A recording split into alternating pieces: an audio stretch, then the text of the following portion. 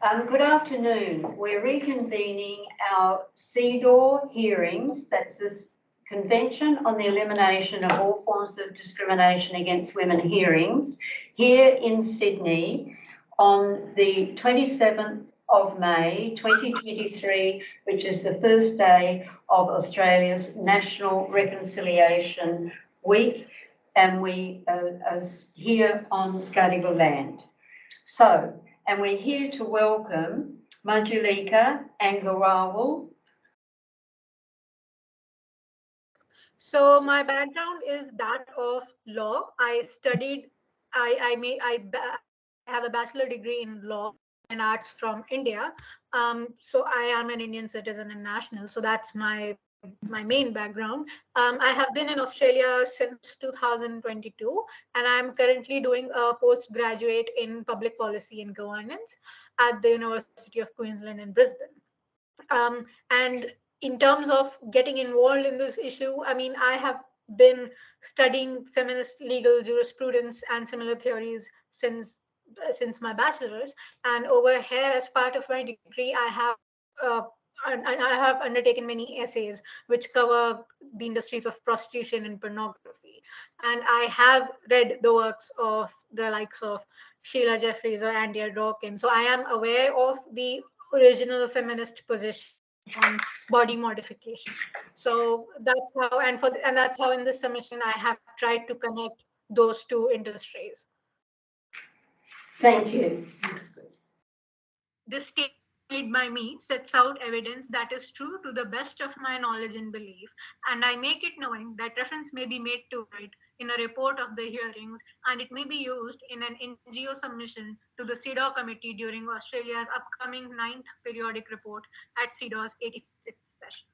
I am aware and participate on the understanding that the CEDAW hearings will be recorded online and transmitted by live stream via YouTube, technology permitting. I am 26 years of age and my background is that of law and policy. I first became aware of the difficulties facing women in this area in Australia when I was researching the sexual exploitation of industries of pornography and prostitution. Both industries involve the stereotyping of women into sexual objects who are to have no personhood of their own, as women have to respond to men's sexual requirements. Both the industries rely on the use of material accoutrements such as uncomfortable clothing made of artificial fabrics such as PVC, high heels, chemical cosmetics, and surgeries to turn women into objects. Scores of reviews left by sex buyers talk about the appearance of prostituted women, and pornographic materials depict the surgically altered bodies of women. This suggests that there is a relation between the mainstream fashion industry and sexual exploitation industries in Australia, which needs to be explored further. In order to understand the progress made by Australia in the implementation of its obligations to address stereotypical and harmful practices against women, it is important to first assess whether Australia recognizes the use of beauty accoutrements as a stereotyping or harmful practice against women or not. Previous reviews suggest that Australia recognizes forced marriage and FGM as harmful practices against women. The apparently cultural and personal routines of body modification do not necessarily fall under any of the reviews. But in its 8th periodic report, the Australian government did briefly discuss the relationship between the portrayal of women in the media and discrimination. Therefore, it can be said that the Australian government could further direct its attention to this area. The last 3 decades has seen an explosion of pornography across countries. This rise in the production and consumption of pornography is attributable to the development of internet and communication technology. In regards to body modification, this means that industries seek to modify actual women into shiny, augmented, and airbrushed objects who can grab the attention of a dominantly male audience. Australia is no exception to this. IBIS World reports that the market size of the plastic surgery industry in Australia is $1 billion. This includes body modification procedures such as rhytidectomy, which is a facelift, breast augmentation, and chemical peels. Clinics offering laser skin treatments are fairly common in Australian cities. Therefore, it can plausibly be concluded that the body modification industry has expanded in Australia. The COVID-19 pandemic saw women in Australia having to resort to prostitution or pornography in order to survive. Joint research conducted by Australian organizations Collective Shout and Coalition Against Trafficking in Women in Australia, published in the year 22, finds that the Australian media presented pornography and prostitution as viable and empowering quick income options for women during the crisis. But the Australian government is due to announce stricter regulations of cosmetic surgeries later this year in July. There would be a mandatory psychological evaluation and wait period between consenting to surgery and the deposit of payment. The new guidelines explicitly define cosmetic surgery as an invasive procedure on the skin done with the purpose of enhancing appearance. The intended reforms also seek to ban the use of language which euphemizes the risks of body modification and uses derogatory adjectives to refer to body parts. The extent to which this reform could abate body modification practices in Australia remains to be seen. There is significant discussion on body modification and sexual exploitation in expert communities. Dr. Sheila Jeffries, former professor of political science at the University of Melbourne, writes at length about the intrinsic harms of body modification and culture thereof for women in her 2000 book, Beauty and Misogyny. Dr. Jocelynne Scutt, AO, and former justice at the High Court of Fiji, discusses the material impacts of body modification procedures for women in her recent book, Beauty, Women's Bodies, and the Law. It is important to highlight here that the harms of body modification on women are material and not merely ideational. There are no exact numbers which could reflect the harms of body modification on women in Australia, but the normalization of pornography and prostitution in the country suggests that men increasingly demand and expect women servicing them to undergo body modification. This is a financial, mental, and emotional burden on women who are already exploited in these industries. But the general discontentment and insecurity that women at large feel about themselves and their bodies is indicative of the extent to which body modification of women into object captures mass consciousness in the country. Reform to address the demand side practices of prostitution and pornography will take much longer in Australia. The intended regulations on cosmetic surgery are a welcome move as they take into account the best interests of the patient over those of a profitable industry.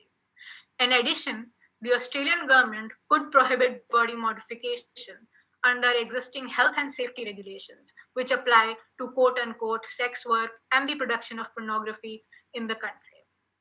This could discourage pimps and pornographers from forcing women to undergo body modification.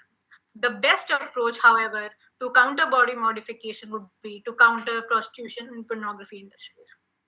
I would suggest that the committee insist on introducing body modification as a harmful discriminatory practice against women in Australia to bring the issue to light.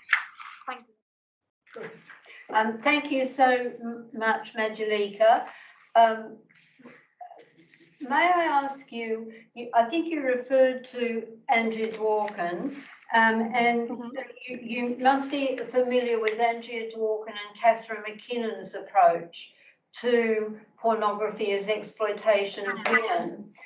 Would you suggest that we should recommend to the committee or suggest to the committee or propose to the committee on CEDAW that they ought to advocate for Australia to accept the Dworkin-McKinnon approach to pornography?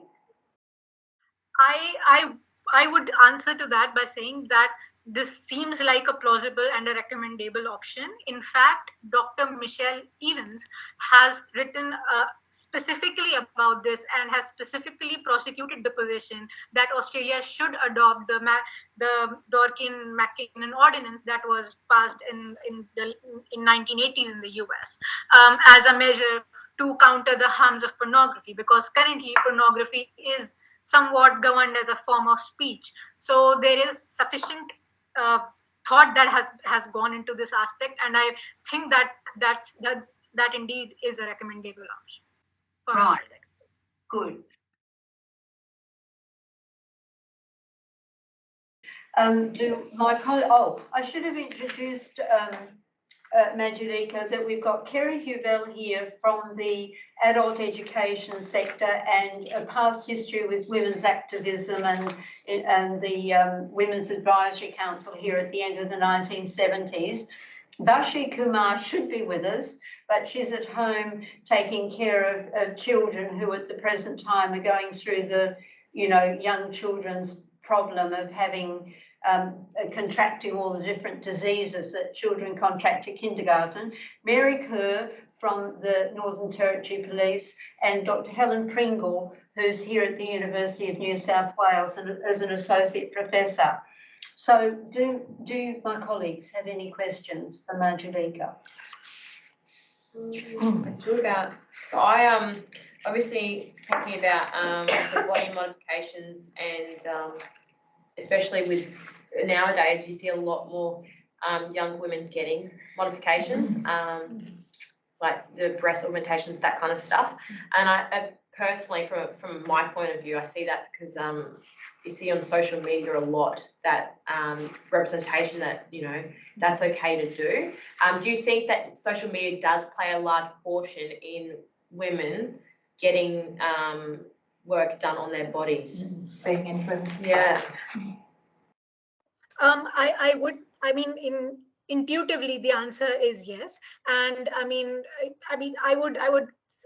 not claiming to be a sociologist who could back that with a lot of evidence, but yes, there is, because I myself belong to that demographic which is susceptible to to being targeted by the industry. But yes, I would say that because social media is rife with modified imagery, and that is what is encouraged on the social media model, that the more clicks and the more likes and the more views you get, the better it is for your commercial or similar interests. So I would say that social media is fueling that general discontent that I have talked about in my mission. Yes.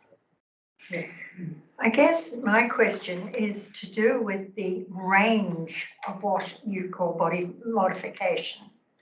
One thing I know you haven't said, which I believe is probably the most common of all, is Botox. The use of Botox for even just removing the wrinkles on your forehead or whatever.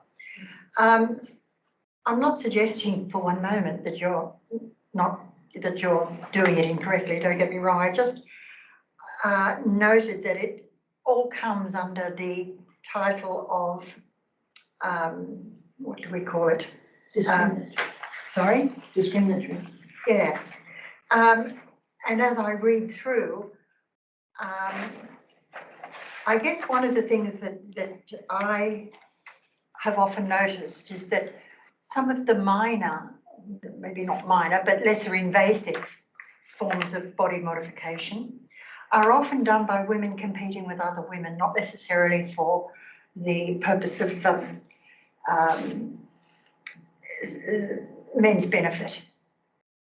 Although I do suggest that ultimately it probably is, but if you asked them, their persuasion would be by friends that died, or I'm looking a little wrinkled around the forehead and I don't want to look because my friends don't. The point you're making, though, is no less important. Don't get me wrong. I'm just wondering if, as we look at the issue of women's body image, it's the influence too women have on each other, wanting to perhaps compete out unconsciously for attention, but not consciously. And how would you see this being addressed? Yes. I do second your observation, ma'am. That a lot of these procedures, they sort of happen within that horizontal realm of women emulating each other's behaviors. In terms of how policy measures can address it, I'm not sure, because that's something that needs what I think, as Dr. Jeffries says, that is something that needs a cultural revolution, but it has to start somewhere. So I mean, I did think about including including a similar point in my statement, but again, it becomes a question of what can public bodies do? What can international organizations do when something is so deeply ingrained in the social fabric? But I mean, I think consciousness raising remains a way forward. I mean, that's how I became conscious of these problems, and in terms of understanding who's being damaged, and who's profiting out of women's self-perception.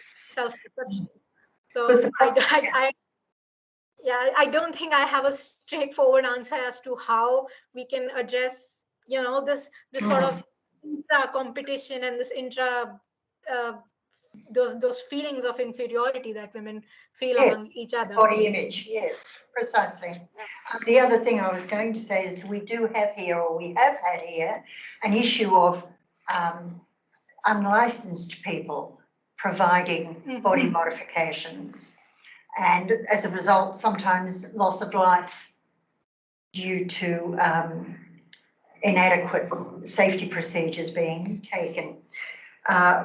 And of course, the obvious answer that is to ensure that most people these people are not allowed to practice.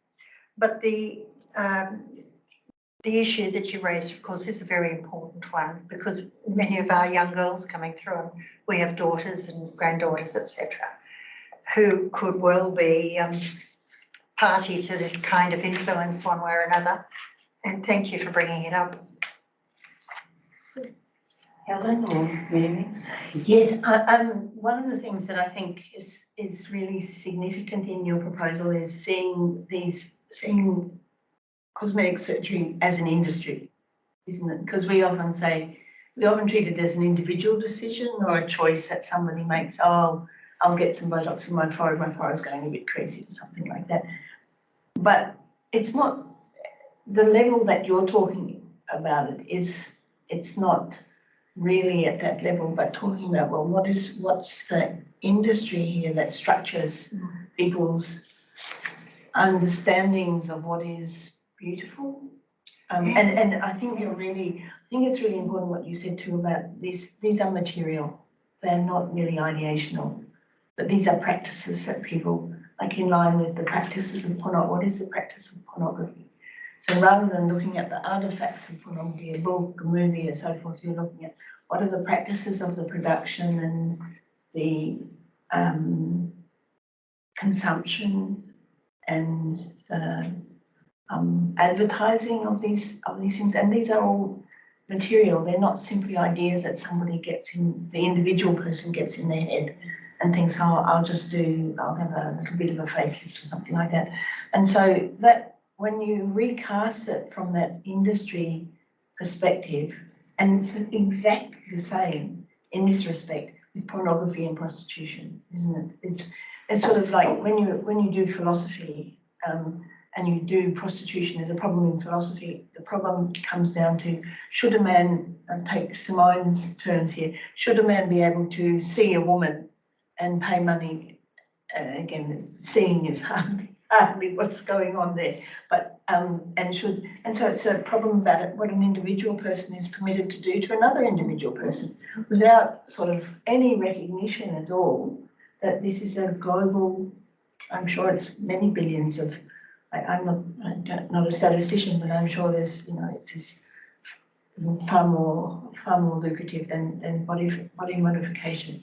So thinking of the material practices, I think, and pointing that out of how the materiality of the practices is so important, and the business. That this is we're not just talking about how to change people's attitudes. We're talking about how to change practices and institutions, and the market itself. What the market allows. So, I mean, I've been in furious agreement with a couple of people, and I think I'm in furious agreement with you again, Madhulika. So, yeah. So I haven't really got a question so much as just comment. or just noting furious agreement. What comes up for me is the dilemma between, historically, women have always wanted to look beautiful or attractive one way or another. You see it in a variety of cultures, and they often use artificial means to enhance what they have. Where does that stop and the industry start? Because you wouldn't want to be going in and saying you can't use mascara, but it ultimately is the first step in the direction that you're referring to, where there becomes an industry that comes in and says, if you pay money, I will do this to you to make your life perhaps more comfortable, less comfortable, so that you can provide whatever it is you need to the people around you. That is the need to look beautiful, to attract, to gain attention. It's a combination of exploiting perhaps the natural need of many women in society in the past and present, surging into an industry that is exploiting it. At what point? I think it goes the other way. Did you have something, Mary? No, I think it's I just might point out social media is a big one for young girls, because that's where it really starts, doesn't it? It starts with social, especially right now with social media, and especially with kids in schools and the access to devices, and that's the rise, especially. And I don't have the studies on it and stuff, but I'm sure there would be somewhere out there, and the increasing amount of, probably kids accessing pornography, and it's really easy these days as well. Yes. So there's issues around that kind of stuff, and then them being accessing it, but also viewing it and understanding what that is, because they don't have a concept of what that is. But yeah, causes a lot of issues.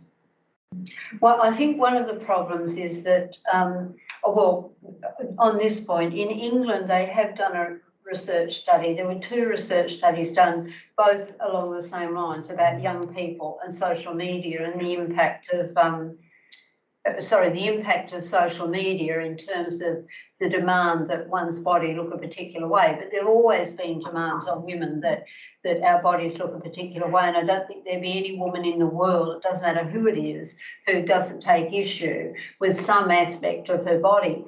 But 2 things that I think are really important is that it's the medical profession that is telling women what we should look like. That's what And the cases where the woman goes in because she's been persuaded by social media, the world, her friends, etc., that she's got to have a bigger bosom. So she goes in and has these gel implants put in, and then's not happy with the size because the size has been imposed on her by the doctor.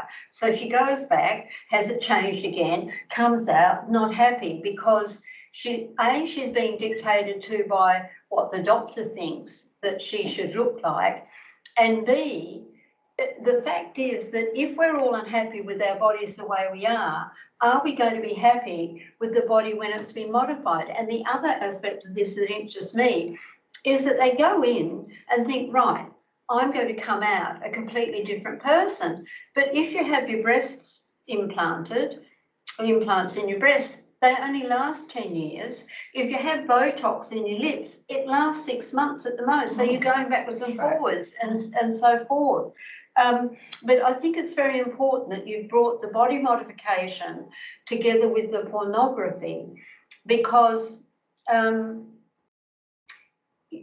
lot of the changes that quote unquote women outside the pornography or the prostitution industry, the changes they're demanding to their body, like for example, the changes to vulva, the inner and inner labia and so forth, that's being dictated by the pornography industry. This is a point you're making, isn't it? Because the men in their lives look at this pornography and think, oh, right, that's how a woman should look, instead of recognising that we all look different and that the configuration of our bodies is not, well, what's perfect, you see. But yeah, I mean, are there any expansions that you'd like to make in terms of what you've said in this link between pornography and body modification? Is it simply that you're saying that body modification, no, pornography leads to body modification because of this idea of what the so-called perfection is in the pornographic movie. And that leads to body modification. And then I suppose it feeds back between both industries. Is that right? Yes, ma'am. Yeah, I have tried to, I think what in essence what I've tried to do is that I have tried to highlight how pornography and prostitution, how they are effectuated. I mean, these body modification is a means to turn women, to turn women into usable objects, and they are used as objects in these two industries. So what I'm trying to, I think what I'm trying to highlight is that body modification is the tool of the pimp, the punter, or the pornographer. You know, the absolute, that's the denial and the the dehumanization of women into object is achieved through the use of this massively profitable industry of body modification out there. So yeah. Do you think that, take medical training for doctors and so forth, the plastic surgeons, cosmetic surgeons, aesthetic surgeons, however you want to name them, if they have medical qualifications, that's where they're coming from, the medical schools. So how would you construct a teaching program for medical schools that included this issue? Yes, I think I would go back to the core norm of medical science, which is do no harm, and which is that, and in law that a medical professional has a duty of care. When you look at these body modification procedures, they generally lack medical value in the sense that they are not trying to save a life, or they are not trying to abate any greater harm. If for a second we were to keep aside the self-perception of the patient seeking this sort of mental relief by way of the surgical procedure, because that sort of mental distress to a good extent has been manufactured by the industry itself. So I think if we were to try and change the way medical science approaches this, is the same way that feminists want medical science to approach surrogacy as well.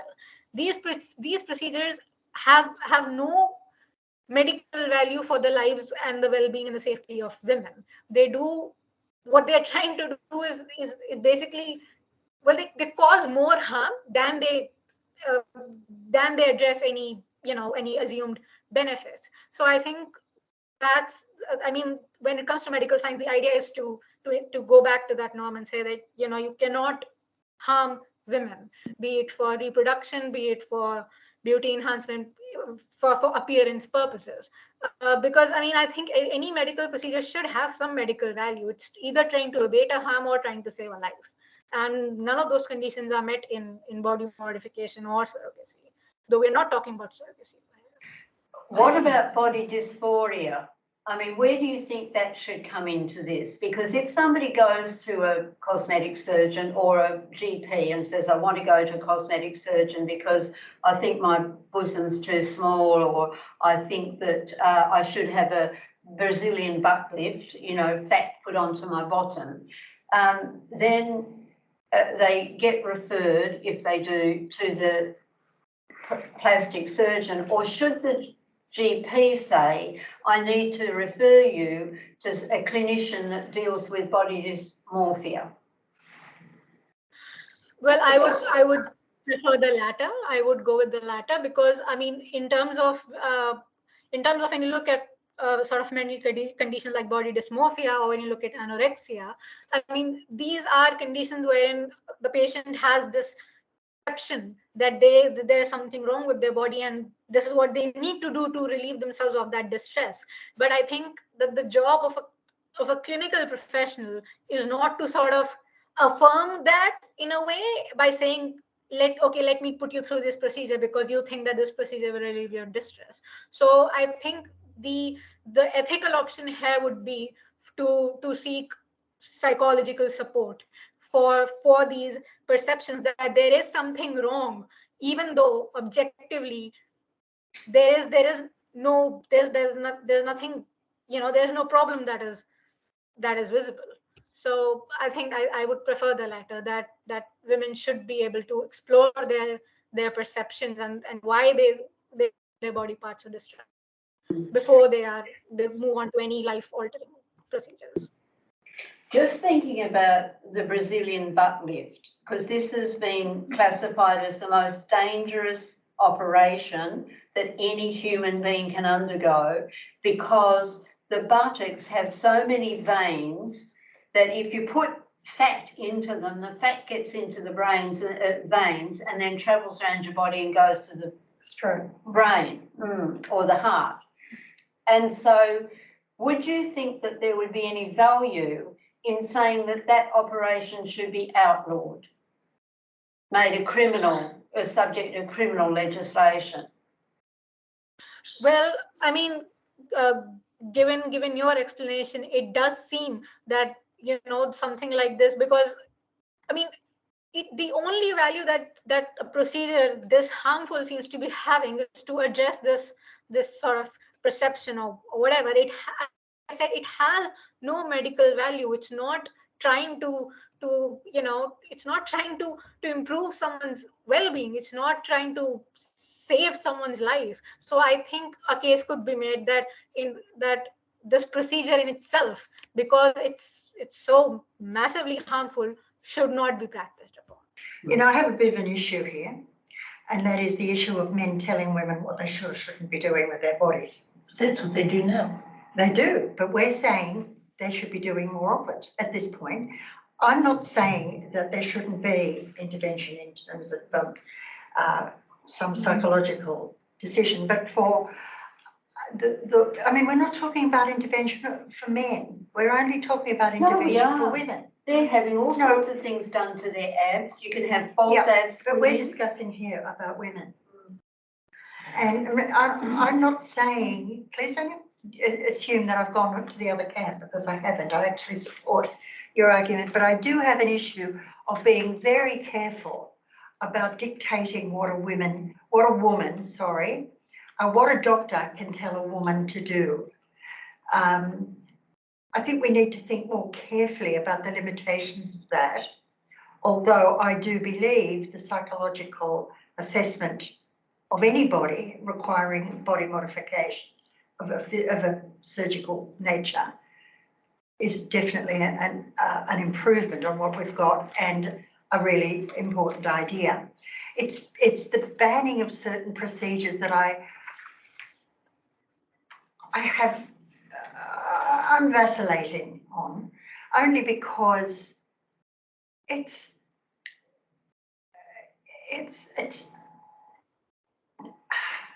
once again a man saying generally to a woman, I'm not going to do this for you, you shouldn't be doing it. I think a more educational approach would be, I feel, a more appropriate thing, where decisions are taken with a fully informed understanding of what the implications and the prognostications of such I'm not actually making a suggestion here. I'm simply alerting the possibility of exploitation further of what a man telling a woman what they can do with their body. I totally agree with you on everything else you've raised, and certainly something does need very soon to take place, and perhaps legislatively. Can I just add to that? Could I take it back to the question of the medical curriculum? So in the medical curriculum, there's very little education about how to use there's very little explicit coursework, more than there used to be, but about how to use the powers of medicine and so forth. So in our own university, 10 years ago, there was a scandal in the medical school about the medical students and the staff and their use of bodies. So do you remember this? I do remember this. I don't know that you would remember it, Madhulika, but the students under the supervision of staff were in the dissection classes and the dissection laboratories. They were acting disrespectfully. That was the least of it, by throwing body parts around the room. There was also sexual assault of the dead bodies. Cadavers, yeah. And nobody has ever apologised for that. No report has ever been made. Certain measures, the university announced that certain measures had been taken, but we don't know if they were or what exactly they were in that way. Now, this is how, and that would be very common, that students, and I know that's very common because I have two sisters who are doctors, and I've stayed with one sister and read the medical students newspaper, which was full of low-grade pornography, and jokes about doctors and playing doctors and nurses, and like pornography concerning, and pornography concerning doctors and nurses is a well-known pornographic genre in that way. So this is the kind of education that our medical students are getting. That shapes the advice they give to people. That shapes how they react when the medical supply companies, are sending them things daily. They send them big pens, obviously, but lots of other material that they send, free drugs, free, all sorts of trips, and free trips, yes, and those sorts of things. So it's not, the doctors aren't sort of acting on their own, they're acting as part of that medical industrial complex, if you like. So, when we talk about sort of overriding women's autonomy, I mean, I think we're not actually talking about that. We're talking about the control of an industry, of a very powerful industry, and how it acts and how it interacts with its customers. So if the doctor and the surgeon might be a woman or a man, if the doctor says to the patient, I'm not going to do that, well, I don't see a problem with that. It's one thing to say, I'm not, but I don't do that. I don't do that. That's quite different to saying, I'm not allowing, I'm not doing it. Why don't we allow Yes. Madhulika to respond? Yes. I mean, yeah. I thank you for your points. I mean, yes, I do think that there is there's that line which you now have to when you're seeking change in the conditions of women. I mean, I think it comes at the cost of sort of prohibiting a lot of existing agency so that we can sort of transformatively move towards a culture wherein women have a greater level of self-determination. I mean, then I think it's a question which feminists do face when we're talking about addressing industries as well, that when we are making these changes, I mean, inevitably women will lose certain freedoms or choices as they have under the current system. And I mean, surely it's going to be very difficult to sort of undergo this mass change wherein practices like surrogacy or body modification, I should stick to body modification, they are put under the realm of the unethical practices, because it's the point of an industry is that it seeks to expand itself constantly. So there's going to be a lot of pushback, and I see the kind of pushback we face whenever we're talking about these deep-seated issues. But I mean, ultimately, I think that we should continue to work towards transformative change, even though it will come at the cost of some, of letting go of some of the agency that we currently have. So I think it's a means and ends issue. Why don't you frame your question, Kerry, to Madhulika? Yeah, thank you.